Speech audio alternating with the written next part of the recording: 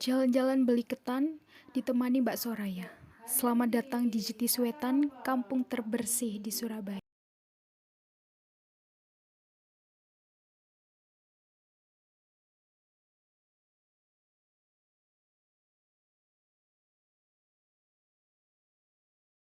Salah satu kampung terbersih di kota pahlawan Jatiswetan, Surabaya, mampu memanfaatkan sampah plastik dengan bijak, mengajak warganya berpartisipasi 2 minggu sekali untuk sekedar mengumpulkan sampah di JW Project.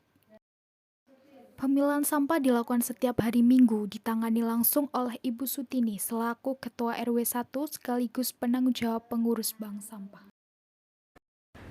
Assalamualaikum warahmatullahi wabarakatuh. Di sini saya akan mewawancarai Ketua RW 1 Jatiswetan Surabaya dalam pengelolaan sampah. Selamat siang, Bu. Ya, selamat siang. Langsung aja ya, Bu, ya pertanyaannya. Apa yang menjadi tujuan dari kampung ini dalam pengelolaan sampah? Oh, gini ya, kan dari warga itu banyak sampah-sampah yang tidak terpakai, maksudnya tidak terbuang sia-sia. Kita diolah untuk yang sisa-sisa sayur untuk menjadikan pupuk di Takapura ya. Takapura. Jadi biarpun sisa makanan sayur-sayur yang kita masak itu dan sayur-sayur yang kita petik ini yang gagangnya atau ininya dimasukkan di Takapura. Kurang ini ya data nanti. Lalu proses pembangunan bank sampah kan dimulai dari tahun 2007. Adakah perbedaan visi misi dari awal pembangunan hingga sekarang ketika sudah berganti pimpinan? Kalau pimpinan memang 2007 sampai sekarang ini masih saya. Jadi saya yang ini dan kita juga sudah ber-SK ya. Jadi tidak ada bedanya sih sekarang, cuman sekarang itu lebih mudah untuk menggerakkan kepada warga. Kan sudah, kalau memang dulu awal-awalnya memangnya harus ekstra ya untuk pendekatan kepada warga tentang sampah tersebut.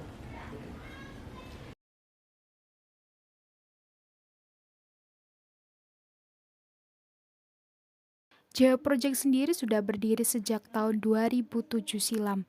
Pemilahan sampah dilakukan 3-4 orang, namun karena pandemi hanya dilakukan maksimal 2 orang. Sampah yang dipilah tidak hanya dengan sampah plastik saja, melainkan ada banyak barang, misalnya kardus, koran, dan sebagainya. Sampah plastik sendiri juga dibedakan berdasarkan warna putih, dan biru. Untuk berbagai tanaman yang berderet di ganggang, itu kan diisi dengan pot dari sampah plastik. Lalu ada juga tanaman toga itu sendiri. Adakah sumbangan khusus per bulan atau per minggu atau dapat sumbangan dari warga-warga sekitar? Ya, kita semua sih ada sumbangan dari warga, juga ada CSR dan ada dari pihak pemerintah juga. Gitu. Soalnya kita kemarin ditunjuk lomba program tingkat provinsi dan berseri tingkat provinsi Jawa Timur dan KPK tingkat Surabaya. Kita kemarin dapat juara 1 untuk RT 4 dan juara 6 untuk RW 1. Terus membahas tentang rasa percaya ya, Bu ya. Bagaimana cara Ibu dan pejabat setempat sebelumnya bisa membuat warga sini tuh percaya kalau program yang akan dijalankan ini tuh berhasil? Oh, gitu. Kita memang punya ini ya, punya ide-ide ya. Saya kalau menggerakkan warga itu bukan gini. Kalau kamu kerja keras, kalah itu tidak jadi apa-apa.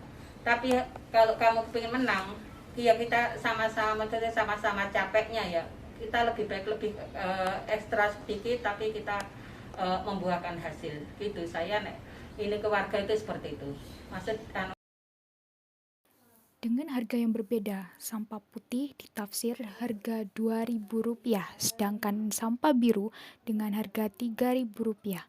Hasil dari penjualan akan kembali kepada warga dan untuk biaya operasional bank sampah.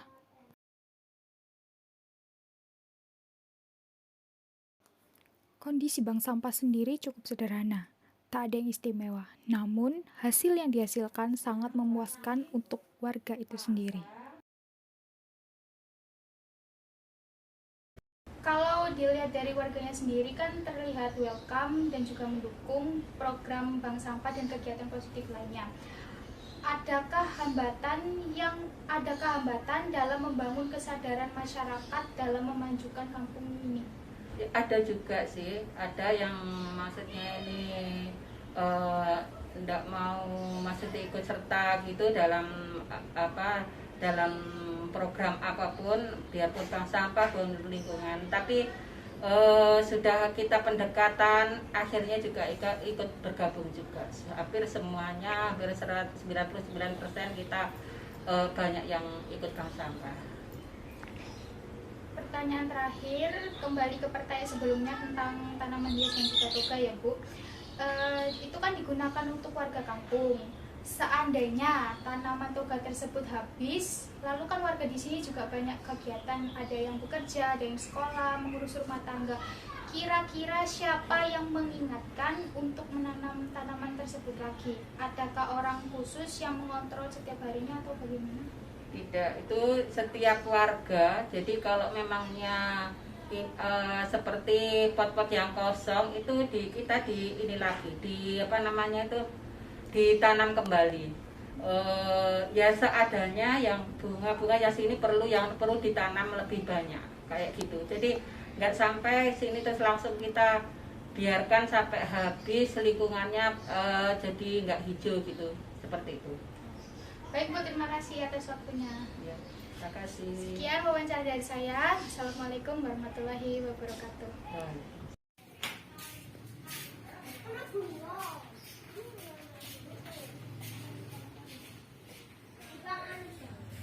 Selain berfokus pada pemilahan sampah, Cetis Wetan sendiri juga berfokus pada kreativitas warganya, seperti melukis pada dinding kampung dengan tema unik dan menghibur.